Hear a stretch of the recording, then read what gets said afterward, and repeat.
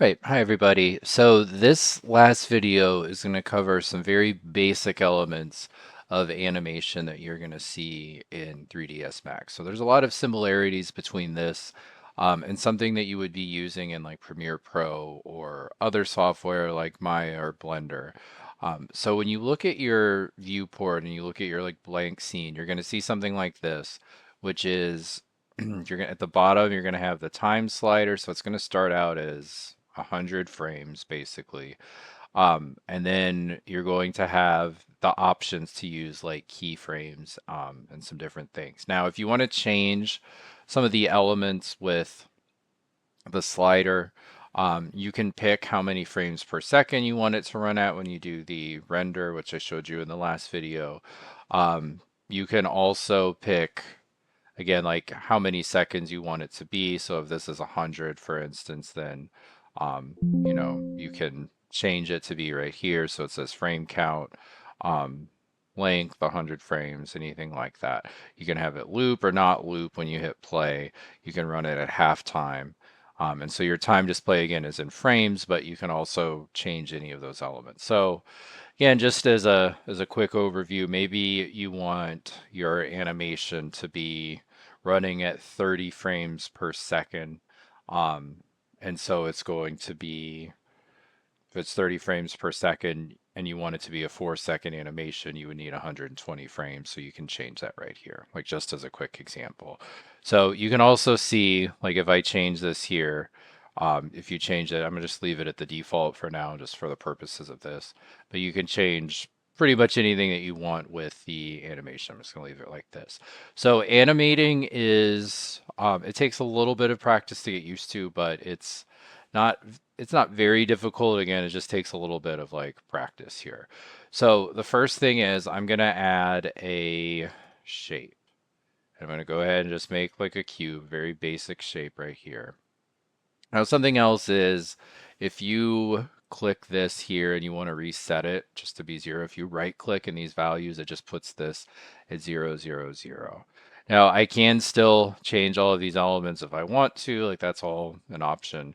But for our animation, you will see that there's an animation here and that you have um, your graphs and you can see like the curve editor and everything. But for, again, our purposes in this case, we're just going to animate it with our simple transform tools, which are up here.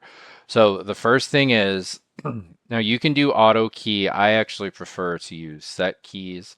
So when I click it, you're going to see that this is going to turn red. And the first thing you have to do is click a key. Now you can see right here that it has these colors, and that means that you've set a key. Now, the next thing is you would want to decide where another key would go. So let's say I want it to be, so it's 100 frames, I'm going to do this like every, you know, 25 frames. So maybe in this case, I want this to move up here. And so then I can set this key right there. And now maybe once it's at this point, I want to rotate it. So maybe I'm going to move it like this. So I'll do this move this to frame 50, for example, and then I'm going to rotate it like this. And you can see like right here, I've got this at perfect 90 degrees. So you can see when you move it, it moves by like this, right there. Okay. And I'm going to set this key right here. And then I'm going to go to 75. And maybe at this point, I'm going to just scale this object up. So I'm going to just move this. You can see I'm picking these axes right here. I'm going to set this key, and then I'm going to go to my last frame. And in this case, maybe I'm just going to move this up, and then I will scale it down some. So I'll just move it like this. All right, and then I'm going to set this key.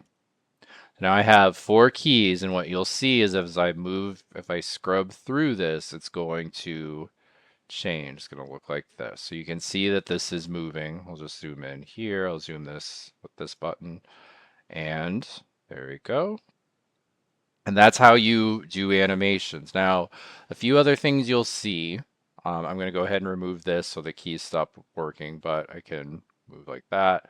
I zoom out some, and this is where the camera angles and different things would come into play. So if you know like this is going to be an animation that you use, it would look like this, all right? Now, if I wanted to change something, so right now it's kind of at this default state with a tangent. So let's say I go here. If I click this button, you can see these are what are called tangents. So if I look at all of this stuff, I have my transform like this, and then I can go to my position and I can see all of those elements. So I'm just going to highlight all of them right here. So let's say I wanted to change something about this particular transition in this movement.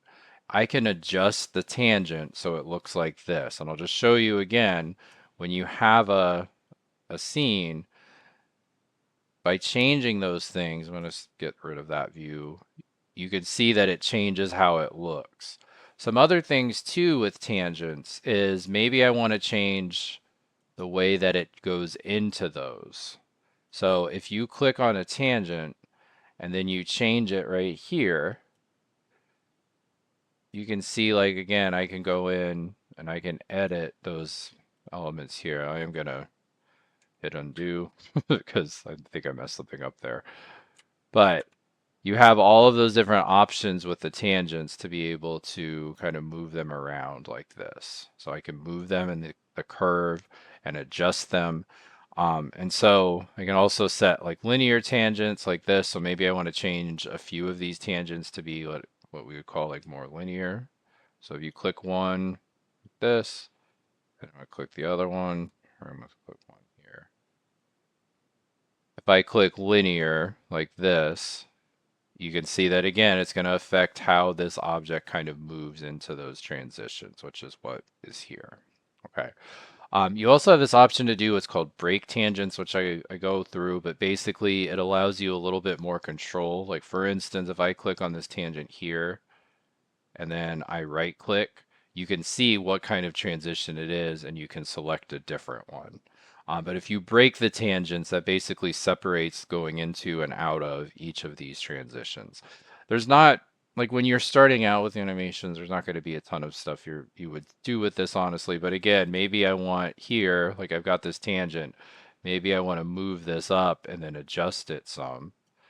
And I can pick what's called a step tangent, and then you'll see that result almost immediately when you look at the timeline. So if I click here, you can see that it's kind of just really making this kind of jumpy transition like this.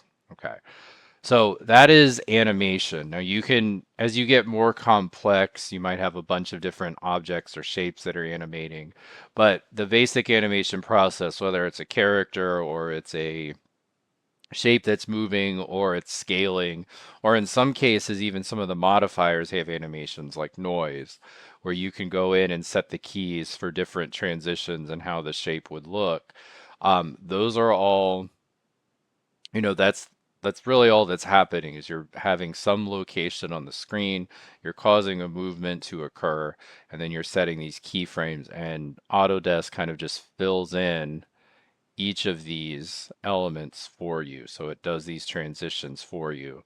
But if you want more control, you can also go up here, or you can go to graph editors, and then you can look at the curve editor like this. And if you click your objects, you should be able to see each of these tangents. So I'm going to move up some. And it's because I don't have an object selected. So I'm going to go back to it and I should see those elements right there. Although I'm not sure. Oh, it's right here. There it is. So then you can see these transitions right here. Again, I can do the same thing. The one at the bottom is kind of a mini curve editor, but if I wanted to adjust it, I can go in and just make changes like this. So that's how you would do that, at least to get started. Now, some other things that you do with animation quite a bit, and we had talked a little bit about camera. So this is a common way that you would animate with a camera. But I'm just going to show you from the perspective of a shape, but any object can be added like this. So the first thing I'm going to do is I'm going to go up to the shapes here, and I'm going to just do a circle just to make it kind of easy to see. So this is a two-dimensional shape that's going to go on the grid. It'll look just like this. Um, and the way that you'll use this for animation is kind of like to give it a path that the object would go on. So here, let's say that I'm going to go back to my shapes because I've made this, and I'm going to go with the teapot. And I'm just going to draw one really quick. Okay. So let's say that I'm making a scene and I'm going to have this object that's kind of just like moving around. Maybe it's like a ghost story or something, and this teapot is moving around the scene. So what I can do is instead of animating it in a circle like I just did, I can use this line as a path, and the 3ds Max program will basically just conform this object to this path in the amount of frames that I've selected. So again, if I wanted to make this 120 frames, then it would make it so that it takes 120 frames to move around.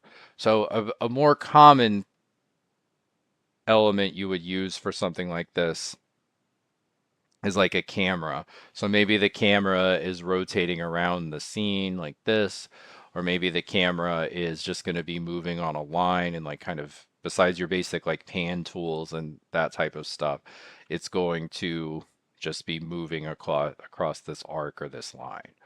And I'm going to render whatever the camera sees for that scene. So the easiest way to attach it is if you go to animation up here, you're going to see something that says constraints, and then you're going to see path constraint. And when you click it, you see this line, it's going to look like this, and you just select the area. And now what will happen is this will move along each of those, the whole area. So it'll start here and it'll end here, back where it started. Now, some other things I can do too, just so you can see it, like maybe I want this to move like this, but at this point, maybe at frame 25, I want it to like spin around or something. So I could do the same thing. I could click set key right here, and then I could rotate it. So maybe it's going to look like this. And then I'm going to click add key. And now let's just see what happens. So it did just, I did that demo, it did just rotate the entire thing for the whole shape. But you can go in and change the orientation. So again, maybe I want to change it like this. And there it goes. Okay. So those are some of the like the most common thing you would use these shapes for. Again, you can set this on a path. My little demo there didn't work out too well, but those are just some ways that you could think about animation is how do you want this to like look in your scene as it's moving around. And there's a lot of different ways you can do this. Like again, if I go to my splines right here, um, I can add a variety of things and create different paths. And you can see right there, like maybe I have like an orbiting shape and I could set things on those shapes. You can do lines. So maybe it's like you want something to be like a little bit more non, something like this is how this would look. Yes. And so you could draw the path like a little more fluidly if you wanted to. Arcs are also, again, really popular to use. So if you wanted to change the arc, you could do that. Okay, you can also pick different, you can do subsections of arcs. Like there's a lot of different things you could do. But the cool thing about this program that I really like about it is that there's a lot of ways to do pretty much anything that you can think of. And there's some very complex things here, but the very basic stuff you can find under your tabs like this. You can also, you can go here, and this will allow you to element those or use those elements too to change them. So you've got a lot of, like you can see here, there's this arc. It shows you like what positions it's on. You know, you can find anything you want, but again, you can also just go to animation. If you aren't sure what something does, If you hover over it, it'll explain it. For some of these, if you right click, it'll give you more options. You can also right click on shapes, and then you can see it has different tools right here. So pretty much anything that I want, right click it, and then I can see, okay, this is all of the stuff that I have that I can use. I can right click and hit clone, okay? Or over here, I can right click, I can change settings. There's a lot of like that's one of the nicer things about this is once you get used to the interface, a lot of times you're just going to be, if you're not sure what it does, you can right click and you can change each element as well. There is a help element as well, or there's a help dialogue that you can use, and that help you can go in and find topics. There's a lot of resources that are available, but again, the goal with this program is to create these renders of these scenes. So when you make a scene, and you design in like a room, or if you design like a character, or maybe you're designing like these shapes and you're animating them, ultimately you want these to go to either a 2D image that you are presenting with, high quality lights and everything else, or maybe you want it to go into like a game engine. So if I go up here, you'll see this option that says export, and then you can pick whatever type of file you want. The most common one is an FBX, and then it can go into things like Unity or different game engines. So that's the basics of this program. Again, it can get really complicated, but what I like about it the most is that the basic stuff that you would need to do is pretty easy to find once you get kind of used to the interface. And again, the strength of the program is this modifier right here. So if I wanted to change anything about this shape, instead of going in, and I'll show you this, although this isn't something you're going to use. If you right click it, you can do convert to editable poly, but it changes it into just the destructive shape. So I can change all of this now, but this whole object is editable. If I get rid of I can't even get rid of it. It's just a completely like formable shape. So it's a little bit more similar to things you would see in like Maya or Blender. But again, if I go to my edged faces right here, then I can go in and edit it like I can in those other programs. So if I want to do this, but the problem is if I don't like this now, um, I can't go back and change it into its original shape. So any modifiers I add are going to be kind of like permanent modifiers to that shape. All right, so those are the basics of the program. We've covered, how you work with the interface, your scene explorer, your viewports, how you can move around with things like cameras, go into different interfaces. Again, the biggest strength of this program is this modifier panel right here where you have something that you can list. And again, you can add modifiers to anything. You can add them to cameras, you can add them to light sources. Like those are all options that you have in order to, design the scene you want. And then we also covered a little bit with the animation and material. So the animation elements are down here. You also have this tab, and then your material editor is up here. So those are the basics for this program. I hope you enjoy using it. Again, it's great because you can make almost anything that you can imagine. So if you can visualize it, you can create the model in this program, design the scene. So you almost get to be like the director that's in charge of the cameras, but also you get to design the scenes. And you get to kind of control how it looks, and then you can export that either to your game engine, to like a movie file, so that people can watch it, or maybe you're making an image that you want to do as like a demo for a level or a demo for architecture. So I think it's a lot of fun to use. It gives you a lot of room to kind of be creative and see what you can do and see what you can make. And like I said, there's also a lot of resources. So again, I hope you had fun getting started with this program. And I hope you continue to use it. All right. I hope have a great rest of your summer.